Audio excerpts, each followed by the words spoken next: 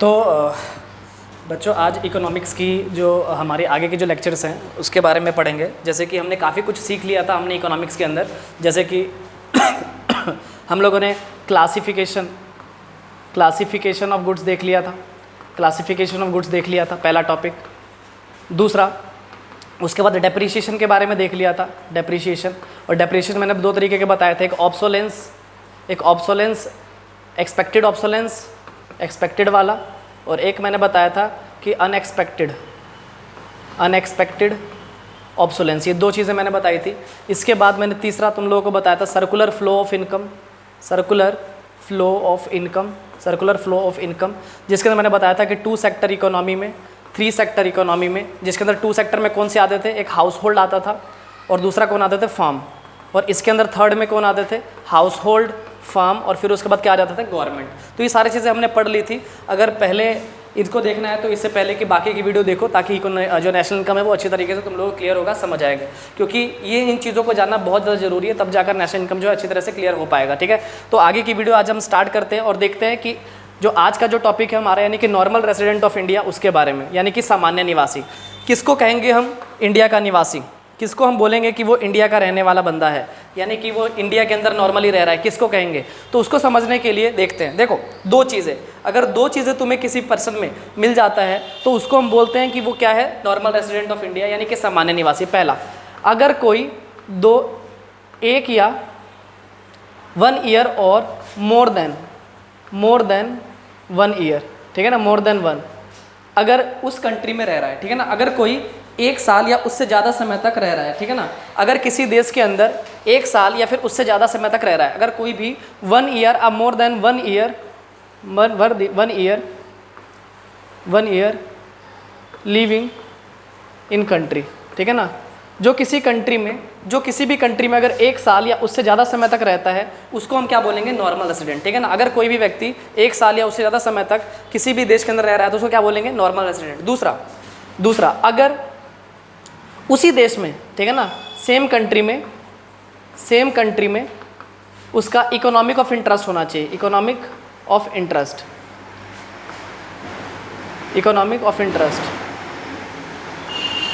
यानी कि उसी देश में क्या होना चाहिए, इकोनॉमिक ऑफ इंटरेस्ट। इसका मतलब होता है कि यानी कि आर्थिक केंद्र भी कहाँ होना चाहिए, उसका उसी देश में होना चाहिए। आर्थिक केंद्र भी कहाँ होना चाहिए, उसका उसी देश में होना चाहिए। अगर उस देश के अंदर ये दोनों चीज़ें मिल जाती है, तो हम क्या बोलते हैं कि वो बंदा क्या है, एक नॉर्मल रेसिडेंट है। तो याद रखना, नॉर्मल रेसिडेंट के लिए नॉर्मल रेसिडेंट हम तभी बोलेंगे, पहला, जब कोई भी बंदा 1 साल या उससे ज़्यादा समय तक उस कंट्री में रह रहा हो। दूसरा, उसी कंट्री के अंदर उसका इकोनॉमिक ऑफ इंटरेस्ट हो। इकोनॉमिक ऑफ इंटरेस्ट का मतलब होता है, पहला, उस देश के अंदर कंजम्पशन भी कर रहा है, कंजम्पशन मतलब खाता पीता उसी देश के अंदर है। दूसरा, उस देश के अंदर इन्वेस्टमेंट भी कर रहा है, इन्वेस्टमेंट यानी कि निवेश भी उसी में कर रहा है, उपभोग भी उसी में कर रहा है, और साथ ही साथ में प्रोडक्शन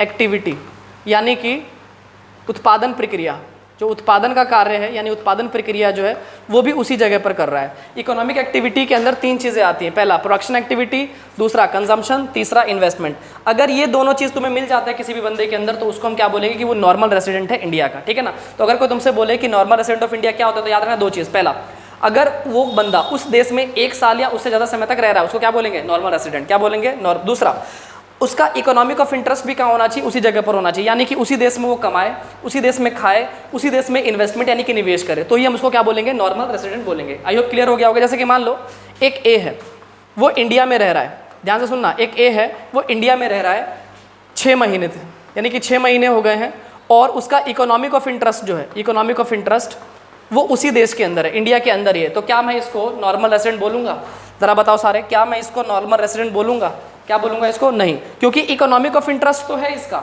यानी कि वहाँ पर वो खा रहा है, वहाँ पर कंजम्पशन कर रहा है, वहाँ पर इन्वेस्टमेंट। लेकिन बताओ, क्या वो अभी 1 साल से ज़्यादा समय तक रहा, नहीं, सिर्फ कितने महीने तक रहा, 6 महीने। तो क्या इसको बोलोगे, नहीं, तो ये बंदा नॉर्मल रेसिडेंट इंडिया का नहीं कहलाएगा। वहीं अगर मैंने ये बोला कि एक बी है जो कि इंडिया में रहता है 2 साल से, कितने साल से रह रहा है, 2 साल से। अब साथ ही साथ में जो उसका इकोनॉमिक ऑफ इंटरेस्ट है, इकोनॉमिक ऑफ इंटरेस्ट यानी कि खाना कमाना सब कुछ कहाँ पर करता है, तो उसी कंट्री में कर रहा है। कहाँ कर रहा है? उसी कंट्री में, उसी कंट्री के अंदर कर रहा है। तो इसको क्या नॉर्मल रेसिडेंट ऑफ इंडिया बोलेंगे? बिल्कुल बोलेंगे। क्या बोलेंगे इसको? नॉर्मल रेसिडेंट ऑफ इंडिया बिल्कुल बोलेंगे। ठीक है ना, समझ गए। अब लेकिन अगर मैंने एक एग्जाम्पल और लिया और मैंने बोला कि एक कोई बंदा सी है, कौन है? कोई सी है। अभी जो सी बंदा है ये रह रहा है 2 साल से और उसका इकोनॉमिक ऑफ इंटरेस्ट जो है, इकोनॉमिक ऑफ इंटरेस्ट वो चाइना में है। इकोनॉमिक ऑफ इंटरेस्ट कहाँ है? चाइना। यानी कि उसका जो भी फायदा, यानी कि जहाँ भी पैसा कमाता है, यानी कि प्रोडक्शन करना या फिर उसमें क्या कहते हैं कंजम्पशन करना या फिर उसको इन्वेस्टमेंट करना, वो सारा कहाँ पर होता है? चाइना में। तो मुझे एक बात बताओ, वो 2 साल से कहाँ रह रहा है? इंडिया में। इंडिया में 2 साल से रह रहा है और साथ ही साथ में वो चाइना का जो भी इकोनॉमिक ऑफ इंटरेस्ट है वो कहाँ से है? उसका चाइना से, भारत से नहीं है। तो क्या इसको तुम नॉर्मल रेसिडेंट बोलोगे? नहीं बोलोगे। क्यों?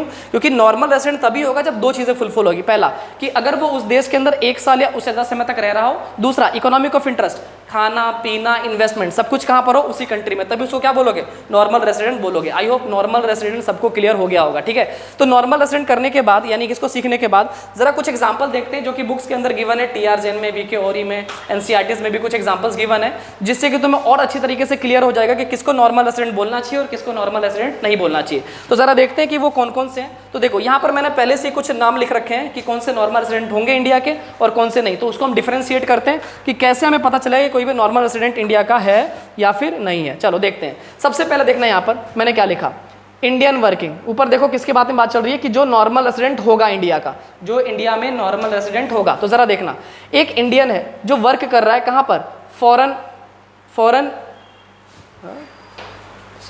फॉरेन, ये कुछ गलत लिख दिया, ये फॉरेन एम्बेसी होगा। यहाँ पर इस वाले पॉइंट को मैं यहाँ पर सुधार रहा हूँ। Indian working in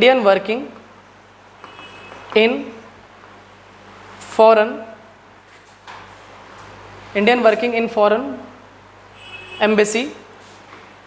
embassies located in India. ठीक है ना, ज़रा ध्यान से सुनना। मैंने क्या लिखा कि इंडियन वर्किंग जो है वो कहाँ पर, यानी कि देखो ध्यान से देखना, काम कौन कर रहे हैं? इंडियंस। काम कौन कर रहे हैं? इंडियंस। अब इंडियंस काम कर रहे हैं, साथ ही साथ में कहाँ काम कर रहे हैं? फॉरेन एम्बेसीज में। कहाँ काम कर रहे हैं? Foreign embassy. एम्बेसीज का मतलब होता है कि किसी भी एक देश की एम्बेसी, यानी कि हर देश की एम्बेसी दूसरे देश के अंदर होती है। जैसे कि मान लो कि एक ए है, यहाँ पर इंडिया, है और यहाँ पर क्या है? जापान समझ लो। ठीक है, जापान। तो क्या होता है कि इंडिया को रिप्रेजेंट करने के लिए, इंडिया अपनी कुछ एम्बेसी जो है वो कहाँ लगा देती है? जापान में। कहाँ लगा देती है? जापान में। और जापान अपने आप को रिप्रेजेंट करने के लिए इंडिया में वो वहाँ पर क्या लगा देती है? एम्बेसी लगा देती है। एम्बेसी का मतलब क्या होगा कि जैसे कि मान लो इंडिया का कोई भी बंदा अब यहाँ पर घूमने के लिए जाता है, ठीक है ना, यहाँ पर कहाँ जाता है? घूमने के लिए। तो अगर इसको किसी तरह से दिक्कत होती है, इंडियन को किसी तरह से भी दिक्कत हो सकती है, जैसे कि वहाँ पर रहने की दिक्कत, वहाँ पर खाने पीने की दिक्कत, वहाँ के उसको पासपोर्ट में दिक्कत, या फिर वहाँ से किसी भी तरह से उसको वीज़ा के अंदर कोई दिक्कत अगर आ रही है, तो वो कहाँ पर कांटेक्ट करेगा? जापान में। क्योंकि जापान में तो वो किसी को जानता नहीं है, तो कहाँ पर कांटेक्ट करेगा? तो वहाँ पर क्या होती है? इंडिया की एम्बेसी होती है।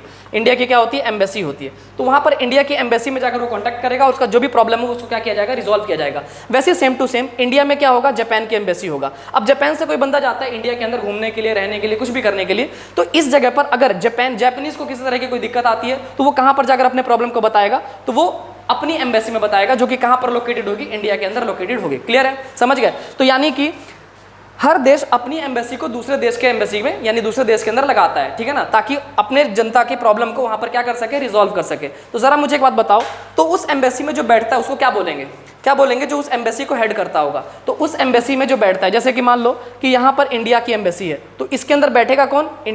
इंडिया का कोई बंदा बैठेगा। कौन बैठेगा? इंडिया का बंदा। तो उस इंडिया के बंदे को क्या बोलेंगे हम? एम्बेसडर बोलेंगे। क्या बोलेंगे? एम्बेसडर। तो जो एम्बेसी में बैठते हैं उसको क्या बोलते हैं? एम्बेसडर बोलते हैं। तो जरा बताओ, यहाँ पर जो जापानीज की एम्बेसी है, तो यहाँ पर से कोई जापानीज जाकर बैठेगा, तो यहाँ पर जो कोई जापान का बंदा होगा वो कौन सा एम्बेसडर होगा? किसका एम्बेसडर होगा वो? तो कहाँ का एम्बेसडर होगा? जापान का एम्बेसडर होगा। क्लियर है? तो आई होप एम्बेसडर समझ आ गया होगा और एम्बेसी भी समझ में आ गई होगी तुम लोगों को। ठीक है ना, तो बात करते हैं इसको। तो अगर कोई इंडियन काम कर रहा है कहाँ पे? Foreign embassy. अब बताओ फॉरेन एम्बेसी कहाँ होगा? इंडिया में ही होगा।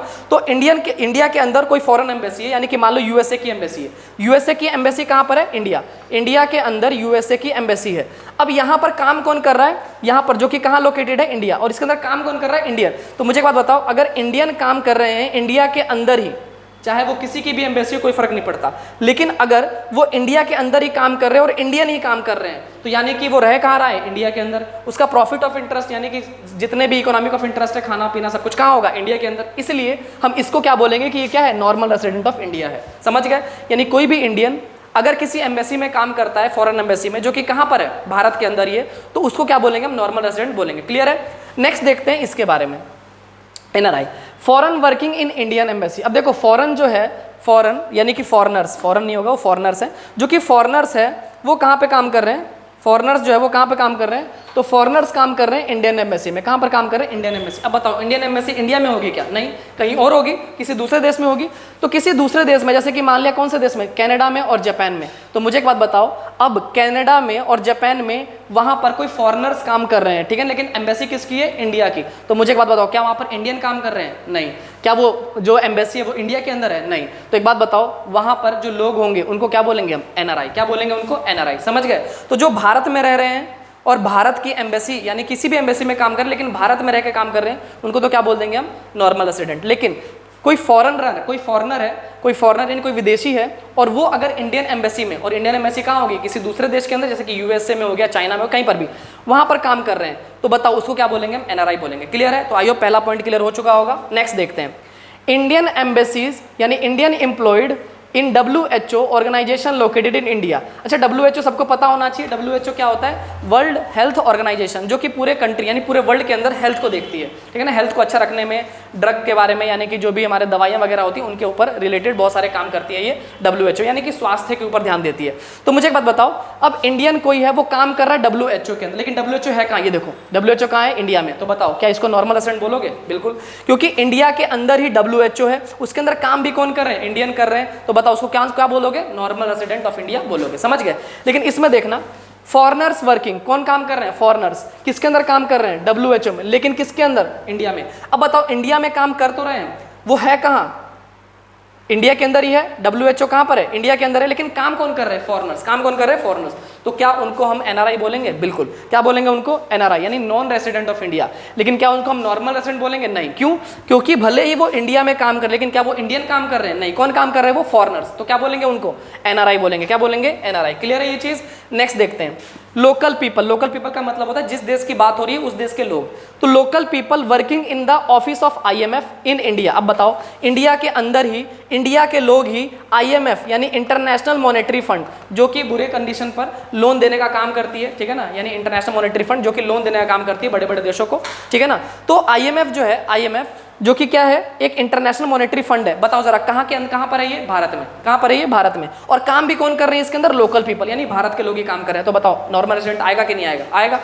लेकिन इसमें देखना, इसमें कौन है, जर्मनी, यानी जर्मन के लोग काम कर रहे हैं। अब बताओ जर्मन के लोग काम कर रहे हैं, तो क्या वो भारत के लोग हैं? नहीं। किसके अंदर है वो, IMF में, लेकिन कहाँ पर है, भारत में। कोई फर्क नहीं पड़ता, अरे भारत में है, लेकिन काम कौन कर रहे हैं, जर्मन, विदेशी। तो क्या उसको एनआरआई नहीं बोलोगे, बोलोगे ना। तो अगर भारत के अंदर कोई ऑर्गेनाइजेशन है और उसके अंदर अगर भारतीय ही काम कर रहे हैं, तो ही क्या बोलोगे उसको, नॉर्मल रेसिडेंट। लेकिन अगर भारतीय काम नहीं करे, एनआरआई काम करे, यानी दूसरे देश के लोग काम करे, तो उसको क्या बोलेंगे, एनआरआई बोलेंगे। क्लियर है यहाँ तक? चलो नेक्स्ट देखते हैं। याद रखना कि वो चीज भारत में होनी चाहिए और काम भी कौन कर रहे होंगे, भारतीय, तो ही उसको क्या बोलेंगे हम, नॉर्मल रेसिडेंट। वरना क्या बोलेंगे हम उनको, एनआरआई बोलेंगे। क्लियर है? नेक्स्ट देखते हैं, एम्बेसडर। बताया था एम्बेसी में बैठने वाला ambassador. Ambassador for India in rest of the world. ध्यान से सुनना, ambassador for India in rest of the world, यानी कि अगर कोई भी एम्बेसडर है इंडिया का, तो इंडिया का एम्बेसडर जैसे कि मान लो यूएसए है, तो यूएसए के देश में एम्बेसी किसकी होगी, मान लो इंडिया की। तो इंडिया की एम्बेसी अगर यहाँ पर होगी, तो यहाँ पर एम्बेसडर कौन बैठेगा, इंडिया का। तो इंडिया का जब एम्बेसडर बैठेगा, तो एक बात बताओ, ये जो एम्बेसडर है इंडिया का, यानी काम कौन कर रहा है, इंडियन काम कर रहे हैं। तो इंडियन काम कर रहे हैं कि नहीं। अब इंडियन जो काम कर रहे हैं एम्बेसडर, तो उनको क्या बोलेंगे हम, नॉर्मल। भले ही हमारे देश के अंदर एम्बेसी नहीं है, लेकिन बताओ ना, यूएसए के अंदर जो एम्बेसी है वो किसकी है, इंडिया की। काम कौन कर रहे हैं, इंडियंस ही काम कर रहे हैं। काम कौन कर रहे हैं, इंडियंस। तो क्या बोलोगे उसको, क्या बोलोगे, नॉर्मल रेसिडेंट बोलोगे। लेकिन कोई एम्बेसडर है इंडिया के अंदर, अब भाई बताओ, इंडिया के अंदर भी कोई ना कोई क्या होगा, एम्बेसडर होगा, यानी एम्बेसी होगी। इंडिया के अंदर भी क्या होगी, कोई ना कोई एम्बेसी होगी, है ना। अब इंडिया के अंदर अगर कोई ना कोई अगर एम्बेसी होगी, एक बार रोकिए उसको,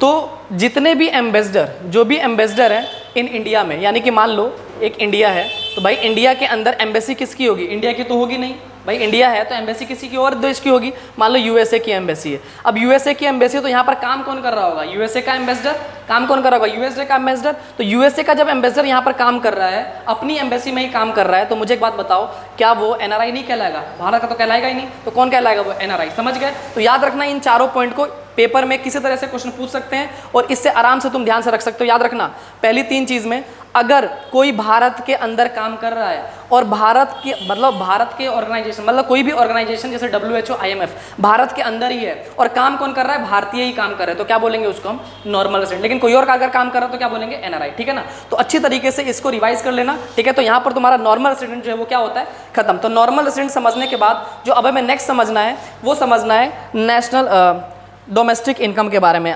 अब जो नेक्स्ट जो टॉपिक होने वाला है वो बहुत इंपॉर्टेंट है, ध्यान से समझना बहुत अच्छे तरीके से।